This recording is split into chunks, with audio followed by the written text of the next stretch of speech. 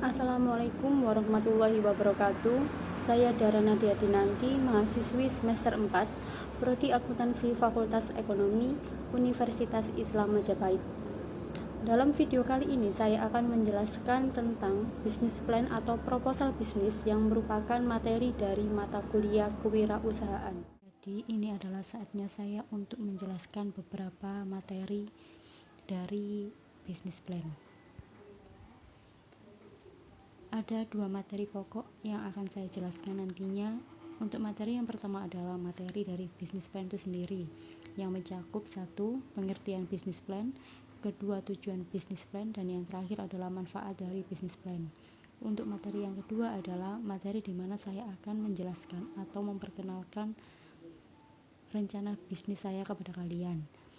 Untuk proses penjelasan materi yang kedua mencakup beberapa hal, yaitu profil usaha, deskripsi usaha, dasar ide usaha, supplier usaha, target pemasaran, strategi pemasaran, analisis SWOT, prosedur pembuatan, dan yang terakhir adalah biaya produksi.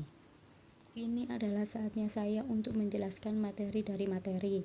Untuk materi yang pertama adalah materi umum dari bisnis plan.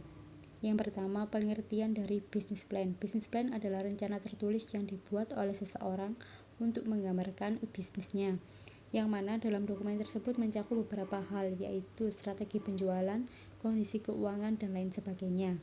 Yang kedua adalah tujuan bisnis plan. Ada 3 tujuan. Yang pertama adalah membantu agar kita tetap fokus pada tujuan yang ada dalam usaha kita. Yang kedua adalah membantu kita untuk memunculkan ide-ide baru, dan yang terakhir adalah mempermudah pengawasan jalannya operasional. Di sini yang ketiga adalah manfaat bisnis plan. Ada 4 manfaat. Yang pertama adalah tujuan bisnis lebih jelas. Yang kedua, mudah dalam menentukan skala prioritas. Yang ketiga, dapat meminimalisir resiko kegagalan dalam usaha. Dan yang terakhir adalah alat untuk mencari dana. Setelah saya menjelaskan materi umum dari bisnis plan, sedikit banyak kita lebih mengetahui atau paham tentang gambaran bisnis plan. Jadi di sini adalah saatnya saya untuk mulai menjelaskan atau memperkenalkan rencana bisnis saya kepada kalian. Berikut ini adalah contoh cover atau gambar yang bisa kalian pahami tentang rencana bisnis saya. Setelah pada slide sebelumnya kalian sudah melihat cover dari rencana bisnis saya, sekarang adalah saatnya saya untuk menjelaskan lebih detail, yang dimulai dari profil usaha. Nama usaha Trawas Original Chips, lokasi Jalan Pahlawan nomor 142, Gemiloko, Kecamatan Trawas, Kabupaten Mojokerto. Tanggal berdiri 27 Juni 2021. Produk keripik singkong. Bahan dasar singkong. Email daranadiade15@gmail.com. Instagram Trawas Original Chips _endul. Jenis usaha. Jenis usaha yang saya kembangkan adalah usaha kuliner keripik dengan bahan dasar singkong. Yang kedua adalah deskripsi usaha. Trawas Original Chips adalah sebuah bisnis yang bergerak di bidang makanan atau kuliner yang bertemakan makanan tradisional rasa modern, yang saya dirikan sendiri pada tanggal 27 Juni 2021 di wilayah Kecamatan Trawas, Kabupaten Mojokerto. Untuk jenis produk yang saya jual yaitu keripik dengan bahan dasar singkong dengan berbagai varian rasa, serta saya kemas sedemikian rupa modern dengan tujuan untuk menarik perhatian masyarakat, terutama pada generasi milenial, agar tidak lupa dengan makanan tradisional. Untuk yang ketiga adalah dasar ide usaha. Seiring dengan berkembangnya zaman saat ini yang semakin mendomisili masyarakat untuk mengekspor gaya di tempat yang bernuansa indah, kebetulan di daerah Trawas menyediakan tempat seperti itu dengan banyak, sehingga saya berinisiatif untuk membuat keripik singkong yang nantinya akan saya perjualbelikan di tempat tersebut. Karena secara tidak langsung masyarakat yang berkunjung akan kembali mengenal makanan dengan bahan dasar singkong ini, yaitu keripik singkong. Selanjutnya, supplier usaha. Trawas Original Chips adalah keripik singkong dengan bahan dasar utama singkong. Untuk bahan lainnya ada bawang merah, bawang putih, gula, minyak, dan lain sebagainya. Untuk singkong, bawang merah, dan bawang putih saya mendapatkan langsung dari kebun atau petaninya. Sedangkan untuk bahan penunjang lainnya saya akan membeli pada agen karena harganya relatif murah. Target pemasaran. Dalam usaha kali ini saya akan menjual produk di kawasan wisata. Tentu target pemasaran produk saya adalah seluruh kalangan usia, dari anak kecil sampai orang tua, terutama pada para wisatawan yang berkunjung ke tempat wisata di daerah Trawas, Kabupaten Mojokerto. Karena produk dari Trawas Original Chips ini menyediakan berbagai varian rasa yang dapat disesuaikan dengan selera masing-masing. Untuk konsumen anak kecil yang tidak suka pedas bisa membeli Trawas Original Chips rasa original, keju, coklat, asam manis, dan lainnya. Sedangkan untuk konsumen yang menyukai pedas bisa membeli Trawas Original Chips rasa pedas, rasa balado, barbecue, dan lainnya. Selain rasa yang bervarian, dari segi harga, Trawas Original Chips juga menjual dengan harga yang bersahabat dengan kualitas rasa. Strategi pemasaran. Untuk strategi pemasaran Trawas Original Chips ini ada 5. Yang pertama, menyebarkan brosur. Yang kedua, memanfaatkan sosial media. Yang ketiga, memberi stiker pada kemasan produk. Yang keempat, membuat spanduk. Dan yang terakhir adalah memberikan diskon. Selanjutnya saya akan menjelaskan analisis SWOT dari Trawas Original Chips. Analisis SWOT terbagi menjadi 4 macam, yaitu yang pertama, strength atau kekuatan. Trawas Original Chips memiliki kekuatan pada varian rasa yang beraneka ragam dengan harga yang merakyat, serta lokasinya yang ada di daerah Trawas juga sangat mudah untuk ditemukan. Yang kedua adalah weakness atau kelemahan. Trawas Original Chips memiliki kelemahan pada daya tarik masyarakat yang kini semakin cuek dengan singkong. Selain itu, untuk pengunjung wisata di daerah Trawas pada hari efektif juga tidak terlalu ramai. Yang ketiga adalah opportunity atau kesempatan.